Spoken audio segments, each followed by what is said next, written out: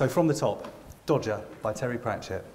Chapter 1, in which we meet our hero, and the hero meets an orphan of the storm and comes face to face with Mr. Charlie, a gentleman known as a bit of a scribbler. The rain poured down on London so hard that it seemed that the rain was dancing spray, every raindrop contending with its fellow for supremacy in the air and waiting to splash down. It was a deluge. The drains and sewers were overflowing, throwing up, regurgitating as it were, the debris of muck, slime and filth, the dead dogs, the dead rats, cats and worse, bringing back up to the world of men all those things that they thought they had left behind them, jostling and gurgling and hurrying towards the overflowing and always hospitable River Thames, bursting its banks, bubbling and churning like some nameless soup, boiling in a dreadful cauldron. The river itself gasping like a dying fish. But those in the know always said about the London rain that, try as it might, it would never ever clean that noisome city, because all it did was show you another layer of dirt. And on this dirty night, there were appropriately dirty deeds that not even the rain could wash away. A fancy two-horse coach wallowed its way along the street, some piece of metal stuck near an axle, causing it to be heralded by a scream. And indeed there was a scream, a human scream this time, as the coach door was flung open and a figure tumbled out into the gushing gutter, which tonight was doing the job of a fountain. The two other figures sprang from the coach, cursing in a language that was as colourful as the night was dark and even dirtier.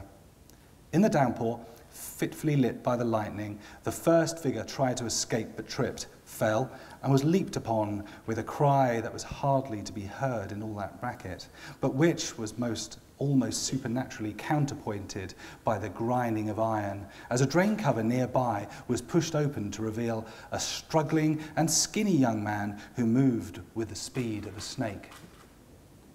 "You let that girl alone," he shouted. There was a curse in the dark, and one of the assailants fell backwards with his legs kicked from under him.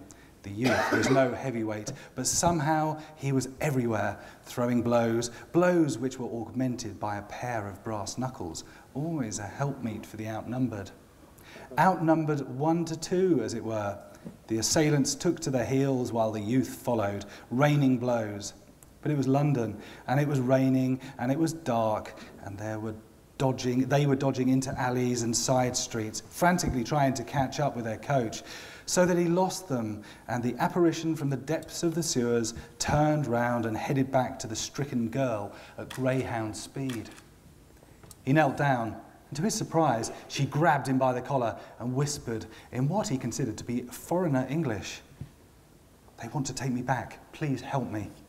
The lad sprang to his feet, his eyes all suspicion. On this stormy night of stormy nights, it was opportune then that two men who themselves knew something about the dirt of London were walking, or rather wading along this street, hurrying home with hats pulled down, which was a nice try, but simply didn't work, because in this torrent it seemed that the bouncing water was coming up as much from below as it was from above. Lightning struck again, and one of them said, "Is that someone lying in the gutter there?" The lightning presumably heard, because it sliced down again and revealed a shape, a mound, a person, as far as these men could see. "Good heavens, Charlie, it's a girl. Soaked to the skin and thrown into the gutter, I imagine," said one of them. "Come on." "Hey you, what are you doing here, mister?" By the light of a pub window, which could barely show you the darkness, the aforesaid Charlie and his friend saw the face of a boy who looked like a young lad no more than 17 years old, but who seemed to have the voice of a man. A man, moreover, who was prepared to take on both of them to the death. Anger steamed off him in the rain, and he wielded a long piece of metal. He carried on. "I know your sort, oh yes I do, coming down here, chasing the skirt, making a mockery of decent girls. Blimey. Desperate, weren't you, to be out on a night such as this?" The man, who wasn't called Charlie, straightened up. "Now see here, you, I object most strongly to your wretched allegations. We are respected gentlemen who, I might add, work quite hard to better the fortunes of such poor, wretched girls, and indeed, by the look of it, those as such yourself."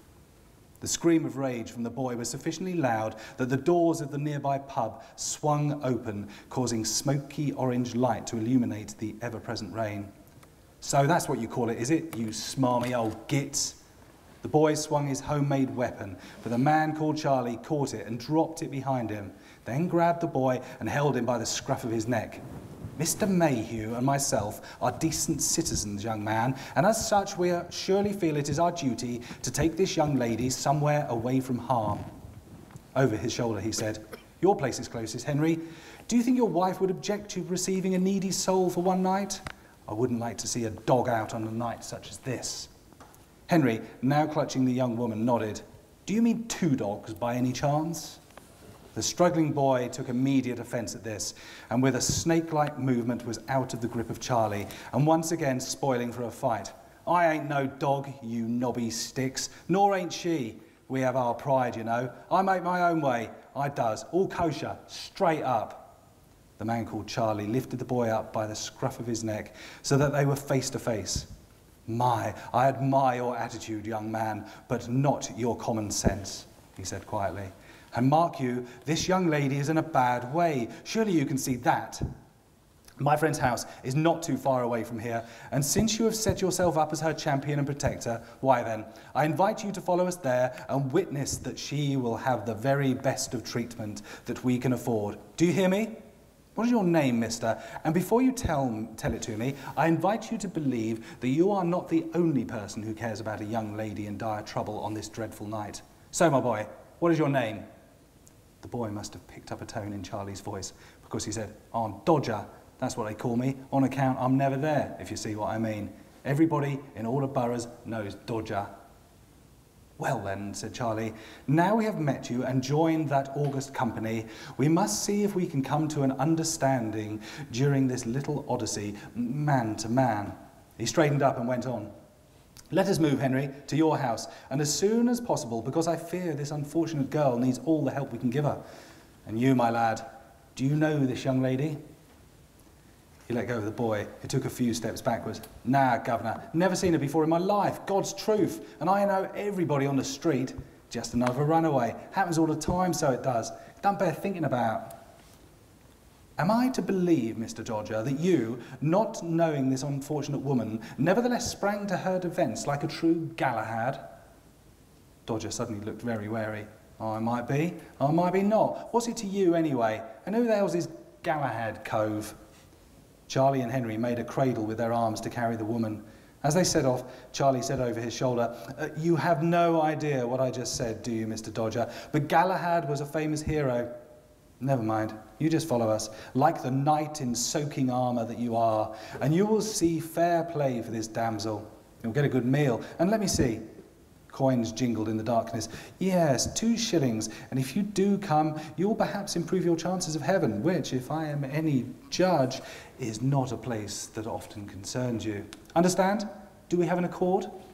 "Very well." 20 minutes later, Dodger was sitting close to the fire in the kitchen of a house. Not a grand house as such, but nevertheless much grander than most buildings he went into legally.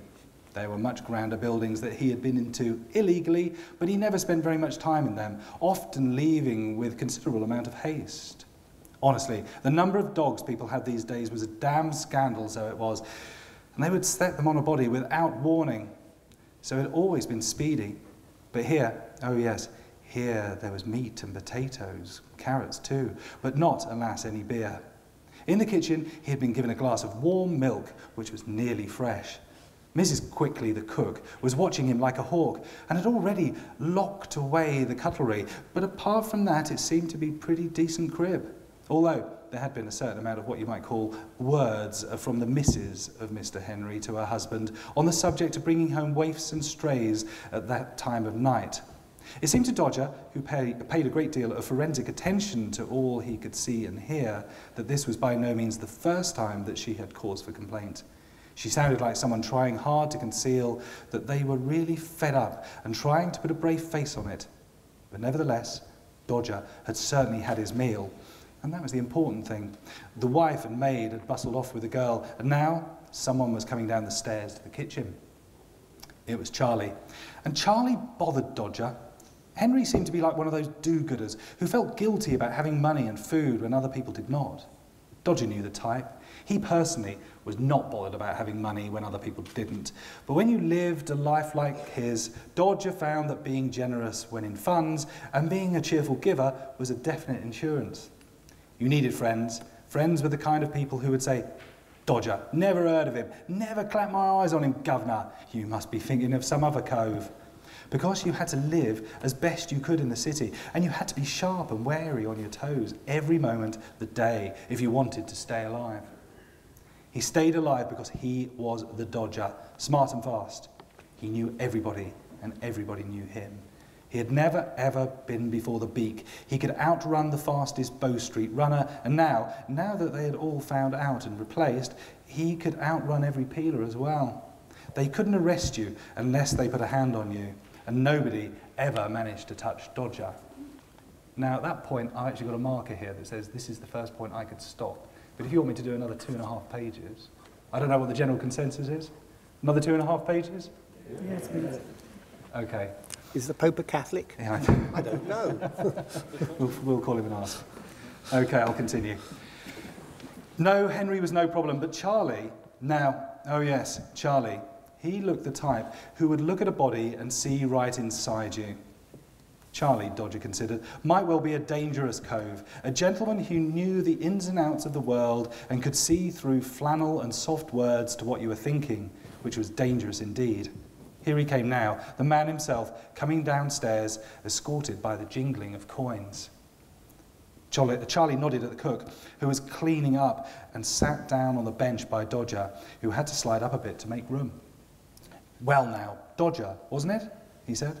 "I'm sure you'll be very happy to know that the young lady who you helped us with is safe and sleeping in a warm bed after some stitches and some physic from the doctor. Alas, I wish I could say the same for her unborn child, which did not survive this dreadful escapade." Child? The word hit Dodger like a blackjack, and unlike a blackjack, it kept on going. A child. And for the rest of the conversation, the word was there, hanging at the edge of his sight and not letting him go. Aloud, he said, "I didn't know." "Indeed, I'm sure you didn't," said Charlie. In the dark, it was just one more dreadful crime, which without doubt was the only one among many this night.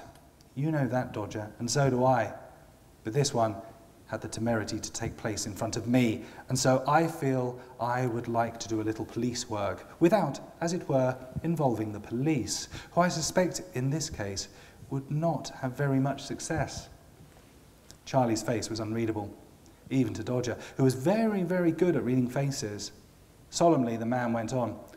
"I wonder if those gentlemen you met were harassing her, who knew about the child. Perhaps we shall never find out, or perhaps we shall." And there it was, that little word, shall. It was like a knife, straining to cut away until it hit enlightenment. Charlie's face stayed totally blank.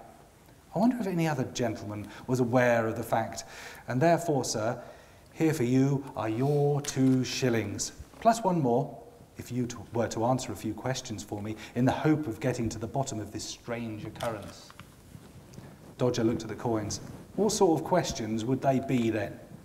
Dodger lived in a world where nobody asked questions apart from "how much?" and "what's in it for me?" And he actually knew that Charlie knew this too. Charlie continued, "Can you read and write, Mr. Dodger?" Dodger put his head on one side. "Is this the question that gets me a shilling?" "No, it does not," Charlie snapped. "But I will spring 1 farthing for that little morsel and nothing more. Here is the farthing. Where is the answer?" Dodger grabbed the tiny coin. "I can read beer, gin and ale. No sense in filling up your head with stuff you don't need. And that's what I always say." Was that tiny ghost of a smile on the man's face, he wondered? "You are clearly an academic, Mr. Dodger. Perhaps I should tell you that the young lady had, well, she had not been well used." He wasn't smiling anymore, and Dodger, suddenly panicking, shouted, "Not by me. I never done anything to her. God's truth. I might not be an angel, but I ain't a bad man." Charlie's hand grabbed Dodger as he tried to get up. You never done nothing, you, Mr. Dodger. Never done nothing.